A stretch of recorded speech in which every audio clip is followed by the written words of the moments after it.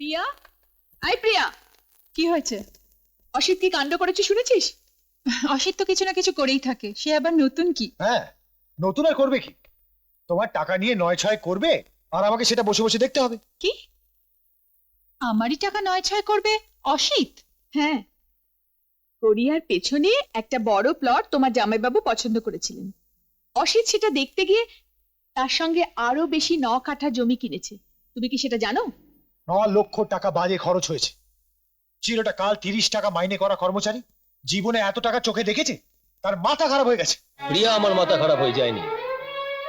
আর তোমার জামাইবাবুকে বলে দাও, যে জমিটা উনি কিনতে গিয়েছিলেন তার মাঝখানে ৪ কাঠার একটা প্লট পড়ে থাকতো, যাতে কমপ্লেক্সটা কোনোদিনই কমপ্লিট হতো না। এন্ড মিস্টার রয়, ৩০ টাকা মাইনে কর্মচারী আমি ছিলাম ঠিকই, কিন্তু আমার মাথাটা খারাপ হয়ে যায়নি। মিস্টার রয়, জমির রেজিস্ট্রি দলিলটা দেখে নেবেন। জমিটা কিন্তু এসপি এন্টারপ্রাইজের নামেই কেনা হয়েছে। আর যদি ৯-৬ করার ইচ্ছা থাকতো তাহলে জমিটা বেনামে কিনে আলাদা করে সরিয়ে রাখতে পারতাম, কিন্তু দাদার কাছে সে শিক্ষা আমি পাইনি। ও, আপনাকে এসব বলে কি লাভ?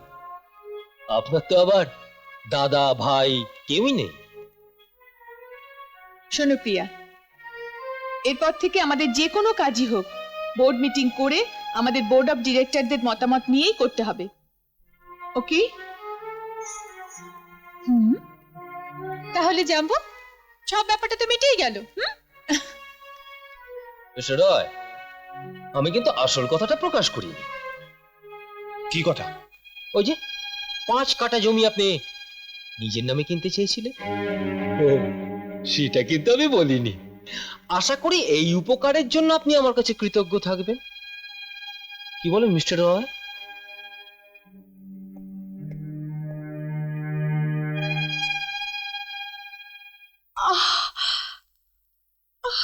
বৌদি, তোমার পেট ব্যথা করছে?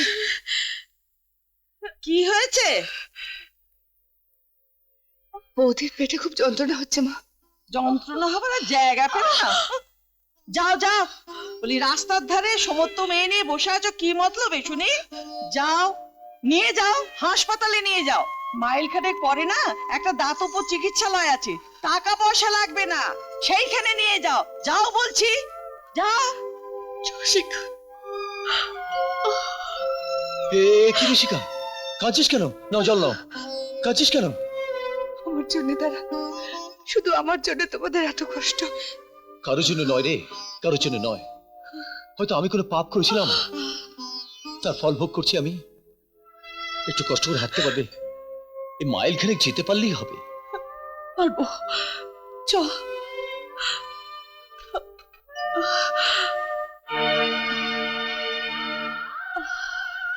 অনেক রাত হলো ঋষিকা, হাসপাতাল খোলা থাকবে তো?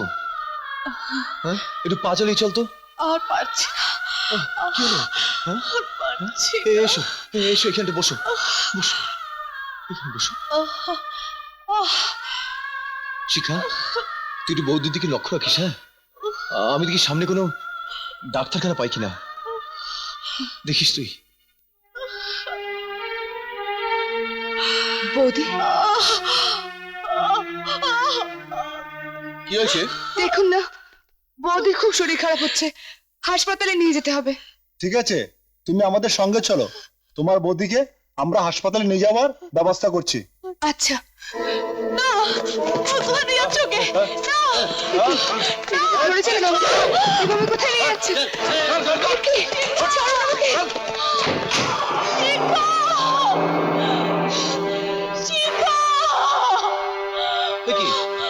শিখা কোথায় গেল? শিকাগোরা তুলে নিয়ে গেল। কি? শিখা, শিখা, সতী, সতী, সতী, সতী, কি হলো? কথা বলো সতী। ছেড়ে দে আমাকে, ছাড় বলছি, ছেড়ে দে আমাকে।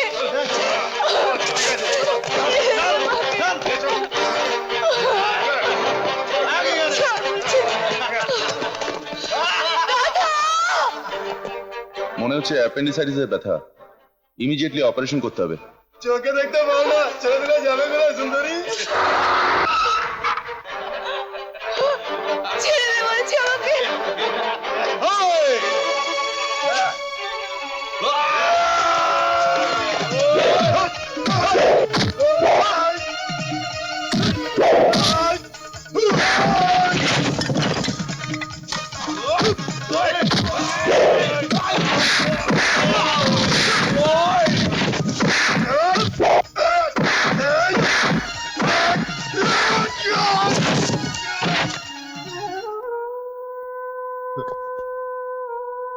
এত রাত্রে আপনি রাস্তা একা বেরিয়েছেন কেন? একা তো বেরোয়নি, আমার সাথে আমার দাদা বৌদি ছিল। বৌদির খুব শরীর খারাপ বলে আমাকে হাসপাতালে নিয়ে যাবে বলে আমাকে। জায়গাটা কোথায় আপনি আমাকে দেখাতে পারবেন? আমি তো চোখে দেখতে পাই না, তাই। ও আচ্ছা, আপনি চলুন আমার সঙ্গে গাড়িতে, আসুন।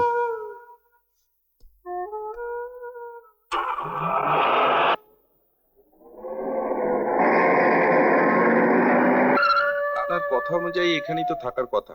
আপনি বসুন, আমি দেখছি।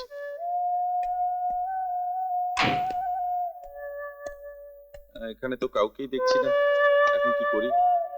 এখানে তো কেউই নেই। আগামীকাল ওদের খুঁজে বের করব। এখন চলুন।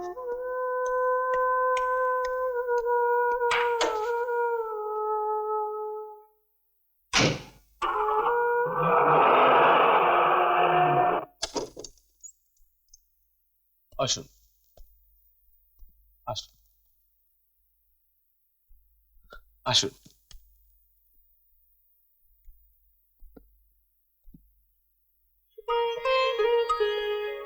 মেয়েটি কে? গ্রাম থেকে শহরে এসে ওর দাদা বৌদিকে হারিয়ে ফেলেছে। কিছু গুন্ডা ওকে ধরেছিল, ওদের সঙ্গে মারপিট করে ফিরতে একটু রাত হয়ে গেল। তোমার নাম কি ভাই? শিখা। ঠাকুমা, বড্ড খিদে পেয়েছে গো। তুমি এখানে দাঁড়িয়ে বক বক করবে না আমাদের কিছু খেতে দেবে? ঠিক আছে, তুই ওকে নিয়ে ঘরে যা, আমি খাবার গরম করে নিয়ে যাচ্ছি। ঠিক আছে, যাও চলো ভাই। চলো। পূর্ণবাবুকে বলে দিন কোম্পানি তাকে কাজের জন্য মাইনে দেয়। বোনের বিয়ে, বাবার শ্রাদ্ধ, এটা কোম্পানির দায়িত্ব নয়। কোম্পানি কোনো টাকা গ্রান্ট করবে না।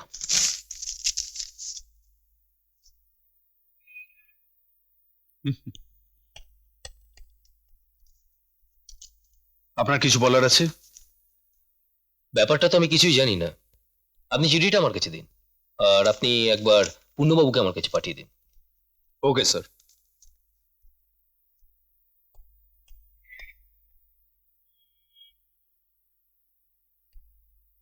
আমি পূর্ণবাবুর অ্যাপ্লিকেশন কিন্তু রিজেক্ট করে দিয়েছি। আমি তো এখনো করিনি। আগে পুরো ব্যাপারটা ভালো করে জানি, তারপর অ্যাকসেপ্ট করবো না রিজেক্ট করব সেটা ভাববো। আফটার অল ভদ্রলোক তার বোনের বিয়ের কথা লিখেছেন। আমায় ডেকেছেন স্যার? আমি আপনাকে ডাকিনি, উনি ডেকেছেন। আমি কিন্তু আপনার অ্যাপ্লিকেশন রিজেক্ট করে দিয়েছি। আমার ওই একটাই বোন স্যার, একটা সুপাত্র পেয়েছি। এতদিন কোম্পানির সেবা করেছি, একটু যদি দয়া করেন তো।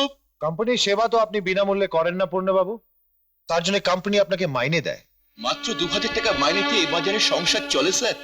দাদা বৌদির চিকিৎসা, দাদার ছেলের লেখাপড়া সবই এই টাকা দিয়ে করতে হয়। আপনার ছেলে পুলে নেই? আগে না, আমি বিয়ে করিনি। কি করে বিয়ে করি বলুন? দাদার ওই অবস্থা, ঘরে অবিবাহিত বোন, এই অবস্থায় কোনো মানুষ স্বার্থপরের মতো বিয়ে করতে পারে? আপনি একদম এই যুগে অচল পূর্ণবাবু, একদম অচল। সংসারের সুখের জন্য কেউ নিজের সুখ এভাবে বিসর্জন দেয়? ছি ছি ছি ছি ছি, কি বোকার মতো কাজ করলেন বলুন তো। যাকগে, আপনি 10,000 টাকা চেয়েছেন, শোধ দেবেন কি করে? আগে মাইনে থেকে মাসে মাসে কেটে নেবেন, 3 বছরে শোধ হয়ে যাবে। 3 বছর তো আপনার চাকরি নাও থাকতে পারে পূর্ণবাবু। কেন স্যার? কেনর কোনো উত্তর নেই পূর্ণবাবু। আমরা আপনার দরখাস্ত মঞ্জুর করতে পারছি না। একটু দয়া করুন স্যার। বোন বিয়ে দিতে গিয়ে শেষে ভিটেটুকু বাধা দিয়ে পঙ্গু দাদাকে নিয়ে পথে দাঁড়াতে হবে স্যার। আপনি যান পূর্ণবাবু, আর ম্যানেজার বাবুকে একবার আমার কাছে পাঠিয়ে দিন। আরে মন খারাপ করছেন কেন? দরখাস্তের জবাব তো আপনি লিখিতভাবে পাননি। মিস্টার রয় তো শুধু মুখেই বলেছেন।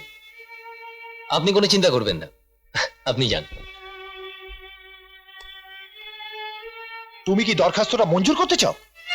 শুধু মঞ্জুরি নয়, পূর্ণবাবুকে 10,000 টাকা এককালীন দান হিসেবে দেয়া হবে। আমাকে ডেকেছেন স্যার? ম্যানেজার বাবু, আজই ম্যানেজিং ডাইরেক্টরকে দিয়ে এটা পাস করাবেন, আর দেখবেন 2-1 দিনের মধ্যেই যেন পূর্ণবাবু পুরো টাকাটা হাতে পেয়ে যান। Thank you sir. চলি।